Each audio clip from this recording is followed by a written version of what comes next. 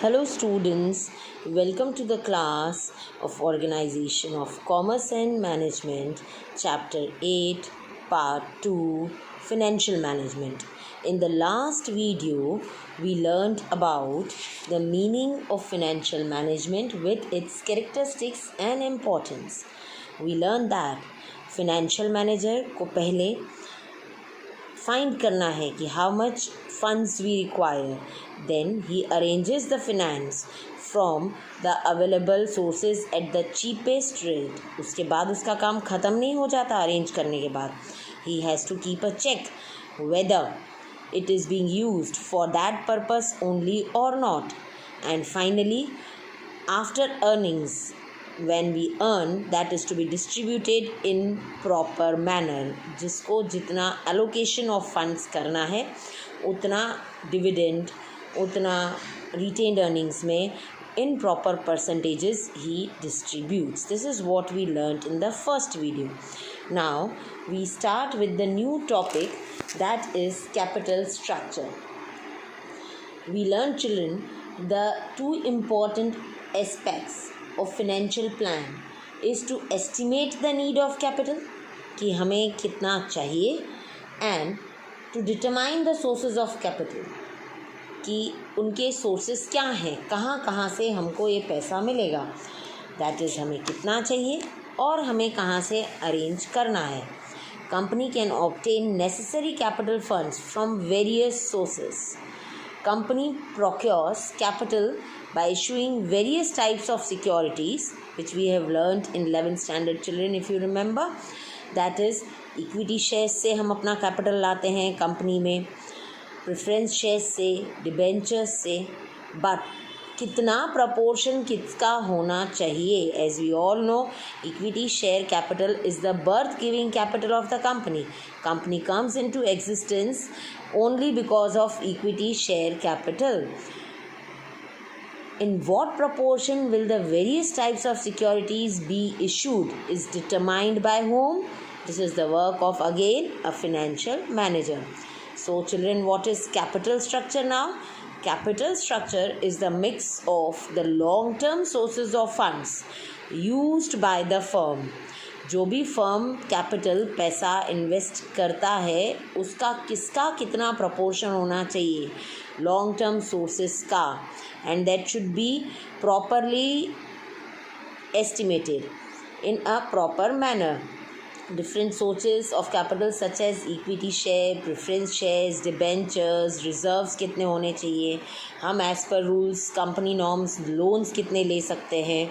It is composed of long term debt, preference share capital, shareholders funds. Capital structure is said to be a part of financial structure. According to Gestenberg, decisions regarding type of securities are reflected in the capital structure of the company. So, in simple words, capital structure means the combination of different sources utilized by the company to make necessary capital. Proper combination of different long-term sources जो हम invest करते हैं company के अंदर in order to earn. According to Hogland, capital structure means proportion and magnitude of different securities issued and sources utilized by the company to raise its finance. Finance raise करने के लिए उनका proportion mix should be proper. But equity share capital is compulsory, children, as I told you. जहाँ पर भी word company आता है तो हमें ये बात समझ लेनी है कि उसका कैपिटल कहाँ से आया होगा, शेयर्स से. और कौन से shares? That is the equity shares. Equity shares are the birth giving capital of the company. Now coming on to the next, that is characteristics of ideal capital structure. अब जो capital structure हमने पढ़ा उसका proportion किस तरह से बिठाना चाहिए ताकि वो एक आइडियल मिक्स, ऑप्टिमम मिक्स की तरह तैयार हो. The first is simplicity. Capital structure should be easy, वो सिंपल होना चाहिए in terms of administration. If lesser type of securities are issued, जितना लेस सिक्योरिटीज़ इशू करेंगे उतना ज़्यादा सिंपल वो होगा, and that will turn out to be an ideal one. profitability. The plan of capital structure should be such, children, that profit should be maximum. उससे हमें ज़्यादा से ज़्यादा फ़ायदा होना चाहिए. कब होगा? जब उसको हम कम से कम फिनेंस रेट पे, कम से कम ब्याज दर पे वो कैपिटल, कम से कम रिटर्न्स पे उस कैपिटल को हम लेंगे. Next is adequate finance. Various sources should be combined in such a way that adequate finance should be obtain. जितनी पर्याप्त मात्रा में हमें फंड चाहिए वो उपलब्ध होना चाहिए. उसके लिए हमें प्रॉपर सोर्सेस का मिक्सचर तैयार करना है. Coming on to the next, that is flexibility. Capital structure of the company should be flexible so that it can be changed as per the requirement of the circumstances, as per the recession and boom period. जिस तरह का business का बाहर recession time चल रहा है कि boom time चल रहा है, तेज़ी चल रही है या मंदी चल रही है, डिपेंडिंग अपॉन दैट हम अपने रिक्वायरमेंट के हिसाब से उसका चेंजेस कर सकें. Next, economy.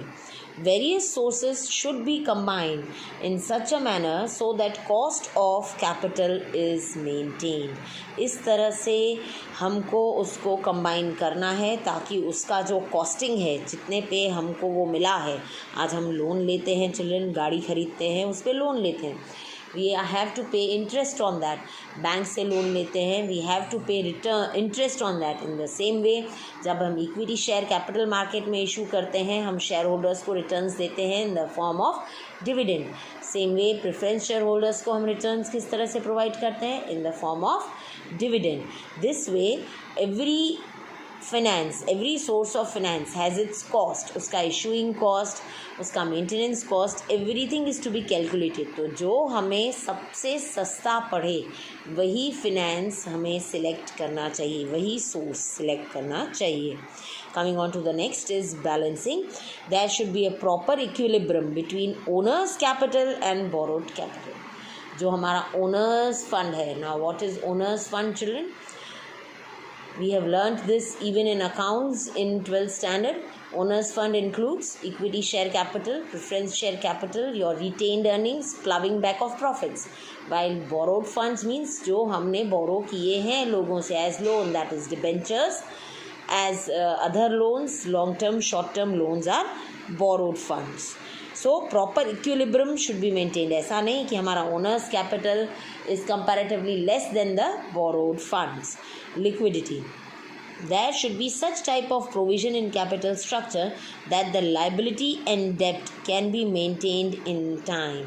कि प्रॉपर लिक्विडिटी पोजीशन फर्म की होनी चाहिए. उस तरह से हमें तैयारी रखनी है कि हमें अचानक से अगर रीपेमेंट देना है, liquidity means we know we can turn our all the assets into cash easily. जो भी करंट एसेट्स हैं जब हम उनको कैश में कन्वर्ट करते हैं, that turns out to be a liquidity. Cash balances, bank balances, or debtors, or stock, or current assets which can be converted into cash. तो हमें अपने डेट्स उसी प्रोपोर्शन में रखने चाहिए ताकि हमको जब भी उसका रीपेमेंट करना हो, that should not be more than our liquidity position. Attractiveness. It should be attractive so that various types of investors invest in the company. हमारा financial structure, capital structure इस तरह का होना चाहिए कि each and every investor should wait for our issue in the market, that is our public issue कि हमारा shares बाहर आ रहे हैं and we have to wait for this particular company because we are giving good returns to them and we have a good market value in stock exchanges. Solvency. The proportion of borrowed capital should not be so large that burden of interest cannot be borne and the risk of insolvency is raised. Children, we have learned these terms in accounts.